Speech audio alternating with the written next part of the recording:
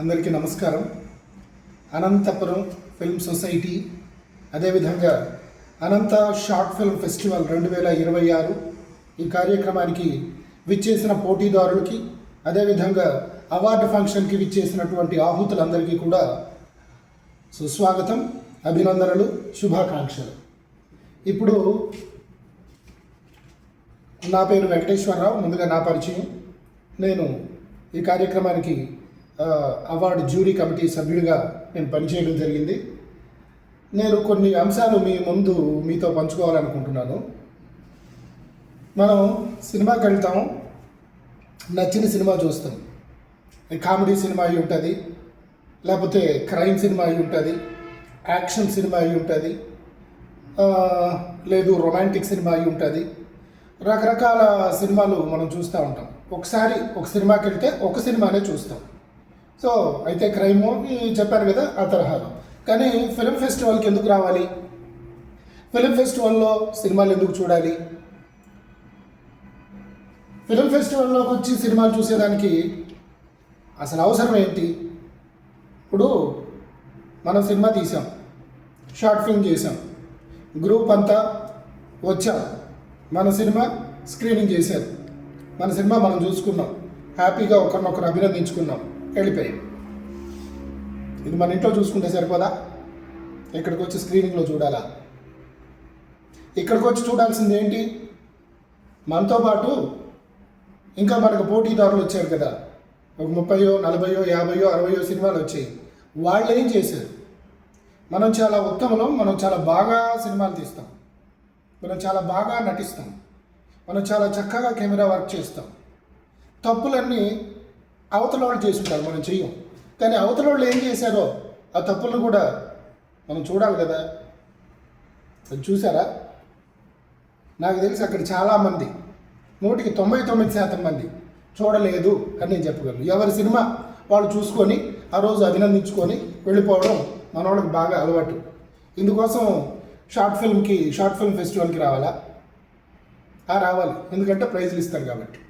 ఆఖరిలో మనకి ఉత్తమ నటుడు, ఉత్తమ నటి, ఉత్తమ దర్శకుడు, ఉత్తమ చిత్రం, ఉత్తమ సంభాషణ, ఇలాంటి అవార్డులన్నీ ఇక్కడ మనకి ఇస్తారు కాబట్టి మనం ఇక్కడికి వచ్చాం తప్ప నేర్చుకోవడానికి వచ్చామా? నేర్చుకోవడానికి వచ్చుంటే వేరే సినిమాలు కూడా చూసుంటాం. అవార్డు ఇస్తారు, దానికోసం మాత్రమే వచ్చాము అంటే దాంట్లో మాత్రమే వచ్చి ఉంటాం. చాలామంది ఇందుకే వస్తారు, నాకు తెలుసు. సో నేను చెప్పేది ఏమిటంటే, మనతో పాటుగా అన్ని సినిమాలు చూసేవాళ్ళు మాత్రమే ఏమైనా నేర్చుకోగలుగుతారు. అలా ఏమైనా నేర్చుకోగలిగే వాళ్ళు మాత్రమే పోటీకి అర్హులు. పోటీకి, తీయటానికి, సినిమాకి, నటనకి, ప్రతి ఒక్కదానికి కూడా అర్హులు. కానీ నేనేదో అంటున్నాను అనుకోకండి, అలా ఉండండి, అది నేను కోరుకుంటాను. మొట్టమొదట సరే, ఇతరుల సినిమాలు చూసి కానీ, మన సినిమాలో తప్పులు ఉండి కానీ లేక కానీ అసలు మనం ఏం నేర్చుకోవాలి? మొట్టమొదట సినిమా అనేది మనం సహజమైన కథను బేస్ చేసుకుని తీసిన, రియాలిటీగా తీసిన, క్రియేట్ చేసి తీసిన, కొత్తగా మనం ఆలోచించి సృష్టించిన, ఏం చేసినా సినిమాకు మొట్టమొదటి కావాల్సినటువంటి సాధనం ఏమిటంటే బిలీవబిలిటీ. బిలీవబిలిటీ అంటే ఏమిటంటే విశ్వసనీయత. మనం తీసింది తీసినట్టుగా జనం ఇది ఒక సీన్ అంటే ఈ డైలాగ్ని, ఈ యాక్టింగ్ని నిజం అనుకుంటున్నారా, నమ్ముతున్నారా? నమ్ముతుంటే మనం చేసింది ఒరిజినల్. మనం చెప్పిన డైలాగ్, ఎస్ ఫలానా సమరసింహారెడ్డి డైలాగ్ వచ్చింది, సమరసింహారెడ్డే మాట్లాడాడు అని జనం నమ్ముతున్నారు. That is originality, that is believability. అది మన దగ్గర ఉందా? ఉంటే మనం సక్సెస్ అయినట్టు, లేకుంటే సక్సెస్ కానట్టు. మరి బిలీవబిలిటీ అనేది ఏ కోణాల్లో ఉంటుంది? విశ్వసనీయత అనేది ఏ కోణాల్లో వస్తుంది? 24 క్రాఫ్ట్లో బిలీవబిలిటీ రావాలి. మన నటన చూసిన వాళ్ళకి ఇది నటన కాదు, సహజమైన ప్రవర్తన అని బిలీవబిలిటీ రావాలి. మన కథ చూసిన వాళ్ళకి ఇది కథ కాదు, ఒరిజినల్గా జరుగుతున్నటువంటి సంఘటన అనే బిలీవబిలిటీ రావాలి. మన డైలాగ్ ఇది ఏదో రాసుకొని తీసుకున్న డైలాగ్ కాదు, ఒరిజినల్గా అవతల మనిషి మాట్లాడుతున్నటువంటి సంభాషణ అనే బిలీవబిలిటీ రావాలి. మనం కెమెరా పెడితే ఏదో సినిమా తీయడం కోసం కెమెరా పెట్టారు అది కాదు, మనకి చూపెడుతున్నటువంటి ఆ వ్యక్తి యొక్క జీవితంలోకి వెళ్ళి మనల్ని మనకి చూపెడుతున్నటువంటి దృశ్యం ఇది అనే బిలీవబిలిటీ రావాలి. ఈ బిలీవబిలిటీ అన్ని రంగాలలో 24 క్రాఫ్టుల్లో మనం సాధించడానికే షార్ట్ ఫిల్మ్ ఫెస్టివల్స్ ఇంకోటి ద్వారా మనల్ని మనం టెస్ట్ చేసుకుంటున్నాం. మరి అది వచ్చిందా? మనం సాధించిన దాంట్లో ఉందా? ఇవన్నీ చూసుకోవడానికి రకరకాలైనటువంటి వేదికలు ఉన్నాయి. అలాగే ఈ వేదిక కూడా పనిచేస్తుంది. మనం చేస్తే ఒకటి నేను చెప్పేది ఏమిటంటే, ఒక తండ్రి వ్యవసాయదారుడు కొడుకు ఐఫోన్ కొనిచ్చాడని, ఐఫోన్ కొనివ్వమన్నాడని తండ్రి, పేదవాడైనటువంటి తండ్రి రైతు ఇబ్బంది పడుతున్నాడు. అయితే ఇబ్బంది పడుతుంటే పక్కన ఒక రౌడీ మందు తాగితే నీకు 2 లక్షలు ఇస్తా అని ఏదో మాట్లాడాడు. తండ్రి మందు తాగి డ్యాన్స్ చేయమంటే తండ్రి డ్యాన్స్ చేస్తున్నాడు. ఓకే. పక్కనే కొడుకు తండ్రి చేస్తున్నటువంటి, తండ్రికి తప్పనిసరిగా నువ్వు నాకు ఐఫోన్ కొనిచ్చి తీరాల్సిందే అని గొడవ పెట్టాడు. బాగానే ఉంది, అంతవరకు ఎవరికి ఏం అభ్యంతరం లేదు. కానీ ఇంకా మీసం కూడా సరిగా మొలవని ఆ కొడుకు విలన్గా మారి, తండ్రి కొడుకు కోసం కనుక ఇది చేస్తుంటే వాడు ఇంకొంచెం ఆడు, ఇంకొంచెం తాగు అని ఎగురుతున్నాడు అన్నమాట. కొంచెం ఇలాంటి వాటిల్లో జనం ఆలోచిస్తారు, నిజంగా ఇలా జరుగుతుందా అని. సో ఇట్లాంటివి కొంచెం ఆలోచన చేసి కథని నిర్మాణం చేసుకునేటప్పుడు ఇట్లాంటివన్నీ కూడా మనం చూసుకోవాల్సి ఉంటుంది. ఇప్పుడు ఒక రైతు కొడుకు అరెస్ట్ అయ్యాడు, స్టేషన్లో సెల్లో ఉన్నాడు, విచారణ చేస్తున్నాడు ఒక పోలీస్ అధికారి. 2 పీకాడు. ఏం చేసి స్టేషన్కి వచ్చావురా అని 2 పీకితే ఆ తర్వాత జరిగే సంభాషణ అంతా ఎలా ఉంది? రైతులకున్న కష్టాలన్నీ చెప్పాడు అతను. ఆఖరికి మమ్మల్ని పురుగుల మందు కూడా తాగనివ్వట్లేదు సార్ మీరు అని కంక్లూడ్ చేశాడు. అంటే ఏం చేసి స్టేషన్కి వచ్చినట్టు, ఏం చేసి అరెస్ట్ అయినట్టు? ఆత్మహత్యాయత్నం చేసి అరెస్ట్ అయినట్టు. ఆ మొక్క కూడా పోలీస్ అధికారికి తెలీదా? ప్రాథమిక ఆధారాలు కూడా లేకుండా విచారణ కూర్చున్నాడా? ఇవన్నీ కూడా బిలీవబిలిటీ అనేది మనం మెయింటైన్ చేశామా లేదా? ఒరిజినల్గా ఇలా జరుగుతుందా ఏ పోలీస్ స్టేషన్లోనైనా? సో ఇలాంటివన్నీ కూడా ఒకసారి చెక్ చేసుకోవాలి. స్క్రీన్ పైకి ఎక్కి చేయడం కాదు, ఒకసారి మనం ఆలోచించుకోవాలి. నేను సినిమా తీస్తున్నాను అనుకోవద్దు, ఒక జీవితాన్ని చూపిస్తున్నాను అని అనుకుంటే మీరు నిమిషం చేసినా, అర నిమిషం చేసినా, అరగంట చేసినా దానికి క్రెడిబిలిటీ, రిలయబిలిటీ, అదే బిలీవబిలిటీ ఉంటుంది. కాబట్టి నేను చెప్పేది ఏమిటంటే, మనం తీసుకునే కథలో, మనం చేసే నటనలో, మనం చేసే యాక్టింగ్, చాలామంది నేను మన పలానా సినిమాల్లో స్టంట్లు ఉన్నాయి కదా చూపెట్టాలి, పలానా డైలాగ్ డెలివరీ ఉంది కదా దాన్ని నా ముఖంలో ఇక్కడ నేను చూపెట్టాలి, పలానా హీరోలాగా నేను ఇక్కడ కనిపించాలి, పలానా సినిమాలో లాగా నేను ఇక్కడ పెర్ఫామ్ చేయాలి. నువ్వు ఎప్పుడైతే అది అనుకుంటున్నావో అక్కడ నీ బిలీవబిలిటీ నువ్వు పోగొట్టుకుంటున్నావు. చాలామంది ఇలాగే కనిపించారు ఇందులో ఉన్న పెర్ఫార్మర్స్. ఈసారి అయితే కొంత నిరాశజనకంగా ఉందని చెప్పారు.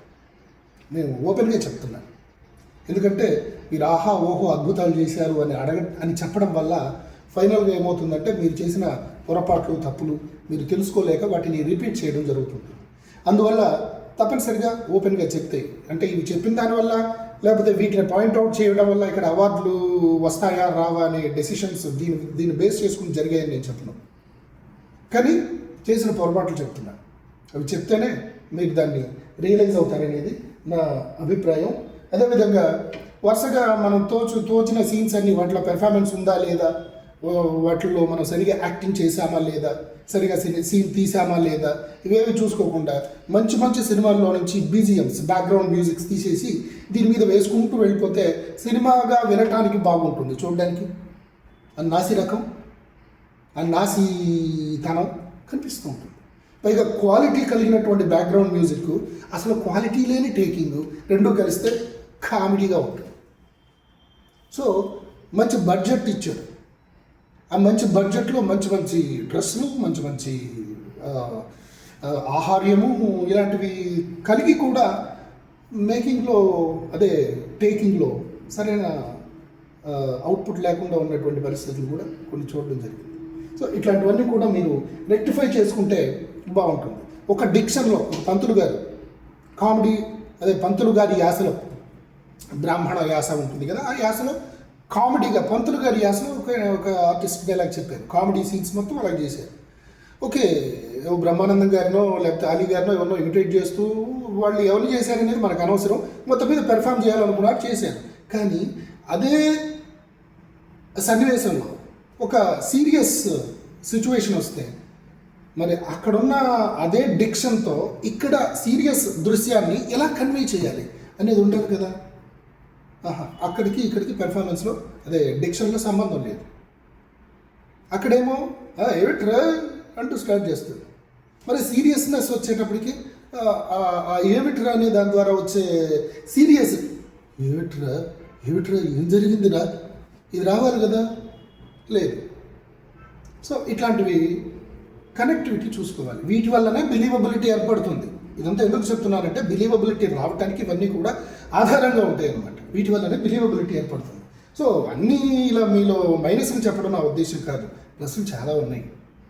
మట్టిలో మాణిక్యాలాగా ఏ రకమైన బడ్జెట్ సపోర్ట్ లేకపోయినా, ఏ రకమైనటువంటి టెక్నీషియన్స్ సపోర్ట్ లేకపోయినా, కేవలం సెల్ ఫోన్ కెమెరా పెట్టుకుని చాలా అద్భుతమైనటువంటి రసస్ఫూర్తి కలిగిన షార్ట్ ఫిల్మ్స్ తీసిన వాళ్ళు, పంపించిన వాళ్ళు చాలామంది ఉన్నారు. వాళ్ళందరినీ నేను తప్పనిసరిగా అభినందిస్తున్నాను. మట్టిలో మాణిక్యాలు చాలా అందగాళ్ళు కాదు, చాలా అద్భుతమైనటువంటి రూపం కలిగిన వాళ్ళు కాదు, ఏదో పెద్ద పెద్ద భారీ సెట్టింగులతో తీసేసిన వాళ్ళు కాదు. వాళ్ళకున్నంతలో వాళ్ళ ఊర్లో వాళ్ళ వాహనాలలో చేసినటువంటి వాళ్ళు అనమాట. ఒక ఆయన చేస్తారు, 2, 3 షార్ట్ ఫిల్మ్స్ చేశారు ఒక ఆయన. 2, 3 షార్ట్ ఫిల్మ్స్లో కూడా ఆయన ఒక చక్కటి, నాకు అక్కడగా చాలా అద్భుతం అనిపించింది. 2, 3 షార్ట్ ఫిల్మ్స్లో కూడా ఆయన ఏం చేశారంటే, ఆ షార్ట్ ఫిల్మ్లోనూ అందరూ కలిసి భోజనం చేయడం, 2వ షార్ట్ ఫిల్మ్లోనూ అందరూ కలిసి కుటుంబం అంతా కలిసి భోజనం చేయడం. సో అక్కడ మొదటి షార్ట్ ఫిల్మ్లో కుటుంబం అంతా కలిసి, ఆ కుటుంబం వేరే, ఆయన నటుడు 2 చోట్ల అదే నటుడు ఉన్నాడు. అందులో ఆయన ఏం చేశాడంటే, రైతు పొలం దున్నుతున్నాడు, కూతురు కోసము పండించాలి, పంట పండించి కష్టపడి కూతుర్ని ఐఏఎస్ చదివించాలనుకున్నాడు. ఆ కష్టం మధ్యలో భార్య భోజనం తీసుకొచ్చింది. ఆ ప్రకృతిని ఆస్వాదిస్తూ, భోజనాన్ని ఆస్వాదిస్తూ చక్కగా కూతురుతో భార్యతో కలిసి భోజనం చేస్తున్నారు. ఇంకొక షార్ట్ ఫిల్మ్లో వేరే కుటుంబం కథ మారింది. మొత్తం కుటుంబం అంతా కలిసి దీనికి రెస్టారెంట్కి వెళ్ళారు. రెస్టారెంట్లో భార్యతో కూతురుతో కలిసి, అంటే ఆ అట్మాస్ఫియర్ వేరు, ఈ అట్మాస్ఫియర్ వేరు, కానీ ఎమోషన్స్ ఆర్ ద సేమ్. ఆ ఎమోషన్స్, ఆ కుటుంబపరమైనటువంటి అందరం కలిసి కూర్చొని ఒకరికొకరు తినిపించుకుంటున్నాం, ఒకరికొకరు పలకరించుకుంటున్నాం, మంచి మాటలు చెప్పుకుంటున్నాం, అందరూ కలిసి భోజనం చేయడం, ఇట్స్ అ ఫ్యామిలీ ఎమోషన్. ఇందులో తనలో ఉంది కాబట్టి ఆయన బయట పెట్టాడు. ఆ బయట పెట్టడంలో చాలా చక్కగా చూడడానికి చాలా అందంగా, చాలా దృశ్యం అద్భుతంగా ఉందనిపించింది. అలాంటి మట్టిలో మాణిక్యాలు కూడా నాకు ఇందులో కనిపించాయి. అదేవిధంగా ఆయన అంటాడు, చాలా చేతిలో బాగా డబ్బులు ఉంటాయి, ఆ డబ్బులు పెట్టుకొని బండి దిగి, ఈ ఆడవాళ్ళకి ఏం పని లేదు, జేబుల్లో బుడికి అని డబ్బులు లాగేస్తూ ఉంటాను, నేను దాచిపెట్టుకుంటాడు. అంటే ఇట్స్ అ బిలీవబిలిటీ, చూడంగానే నమ్మకం కలిగించేటటువంటి దృశ్యాలు అనమాట. సో ఇట్లాంటివి, ఇవి జెన్యూనిటీలో నుంచి వస్తాయి.